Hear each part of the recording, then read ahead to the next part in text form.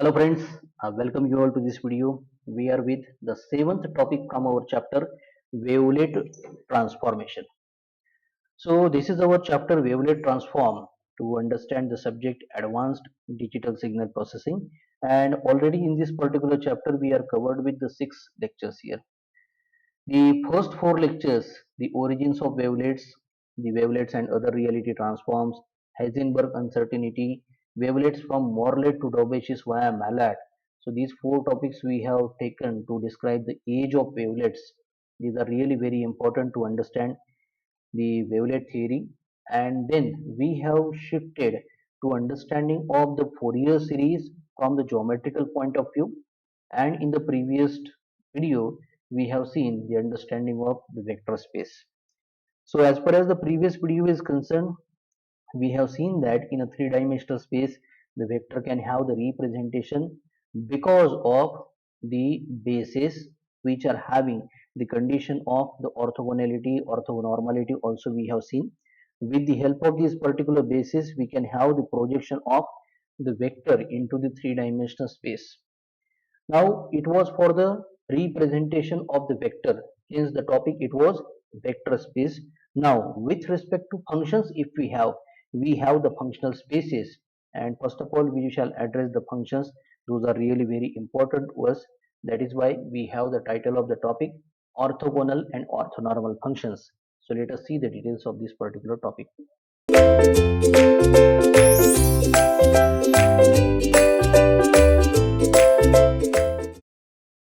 So here we start with our topic titled orthogonal and orthonormal functions. So as in the previous topic, the vector space, we had the representation of the vector in terms of the bases which are orthogonal unit vectors. So we have considered thereupon, I think previous to that particular topic in the Fourier series and geometry, or geometry from the vector algebra, I have taken the concept of the coordinate system. The three types of the coordinate systems I have addressed. Rectangular, also known by Cartesian. The second one it was the cylindrical, and the third one was the spherical coordinate system. So in the rectangular coordinate system, there were three references: x, y, z axis, and using those particular axes and the corresponding unit vectors, we had the representation of a vector.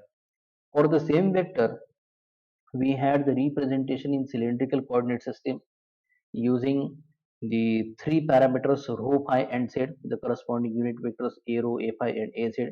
And into the spherical coordinate system also, the three parameters r, theta and phi. So ar, a phi and a theta, these were the unit vectors. So that we have seen for the vector spaces here. Now, considering the Fourier series as the mathematical tool, which is basically the extension of this particular idea of the vector spaces for the functions, or in another words, I can say that the concept of this particular basis has been adopted by the functional representations. So, function is any kind of a signal that holds certain kind of information here. So a function can also be expressed in terms of the set of orthogonal functions. So let us talk about what are the orthogonal functions and then what are the orthonormal functions. In general, a function can be any quantity that varies with respect to one or more running parameter, which is basically the independent one, and that is most of the time taken to be a time or the space. Space means measure of distance, here we take measure of length, here we take here. Or sometimes when we switch to the another domain instead of time, the frequency is also one of the consideration here. Now talking about the orthogonality. Orthogonality of the function basically depends on the multiplication and integration of the functions here. Now for example, if we take the two real functions denoted f1 of t and f2 of t, they are said to be orthogonal if and only if they satisfy the following mathematical criteria. So in this mathematical criteria you see here, we have on the left hand side the integral of, so here it is the integral sign along with the dt. The integration extends from minus infinity to plus infinity, and this is for the multiplication of f1 of t and f2 of t, and it is expected to have the result to be equal to 0. if the result of the integration of the multiplication of these two functions f1 of t and f2 of t is equal to 0. So that time, by this definition, we can call the two functions f1 of t and f2 of t to be the orthogonal functions here. See, what exactly we are doing here? We are having a point by point multiplication of the two functions, and then we are having a summation of the area under the resulting function here. So if this area is equal to 0, we say the two functions are orthogonal here. Why we are doing this? If we find out it to be equal to 0, we can say that these two functions are totally independent.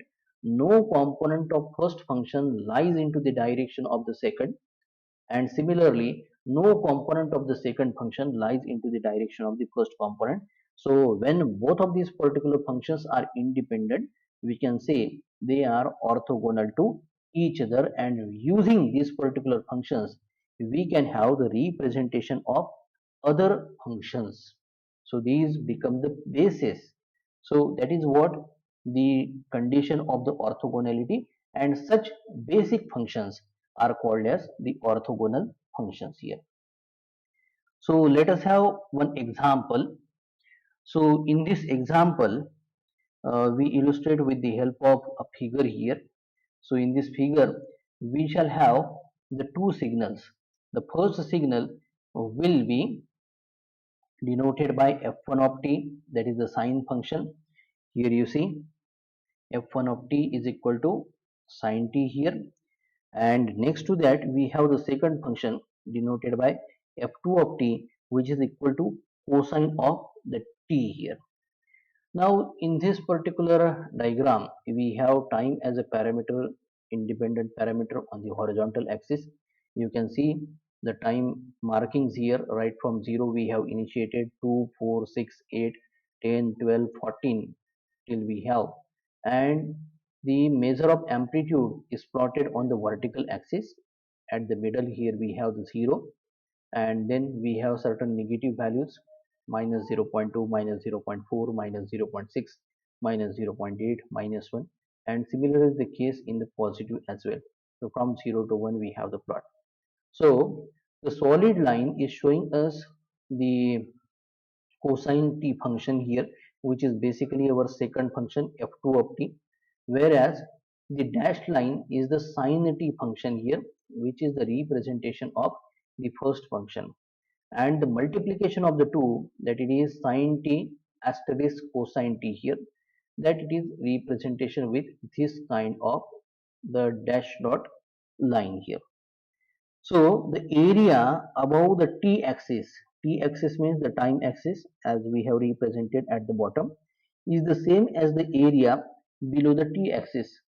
Here we have at the middle the zero level here. So therefore we can say that the sine t and cosine t are orthogonal in the range 0 to 2 pi here. So this is what the information in words I have given to you. So the area above the t-axis, you can see in the figure, is same as the area below the t-axis, and therefore we say that the sine t and cosine t, the functional representations by f1 of t and f2 of t, so these are the orthogonal, and this is into the range 0 to 2 pi here. Now the geometrical analog of the functional representation using the integral if it is equal to 0 is the dot product here for the I and j functions here, and here we shall definitely discuss about. So taking a dot product into the vector space, that is multiplying the corresponding terms and adding, is equivalent to multiplying and integrating the functional space, that is pointwise multiplication and further integration here. So here we see after the orthogonal functions the orthonormal functions here. So for the orthonormal functions, again we take for example the two f1 of t and f2 of t. These are said to be orthonormal if and only if they satisfy the condition of first of all the orthogonality, that is integral minus infinity to infinity the multiplication of the two f1 of t and f2 of t dt is equal to 0. And then if we have the integral minus infinity to infinity for fi of t into fi of t dt is equal to 1 for I is equal to 1 and 2 here. So that time we can say that these two functions are orthonormal functions here. So this was all about the orthogonal functions and the orthonormal functions. The two understanding should be very clear here.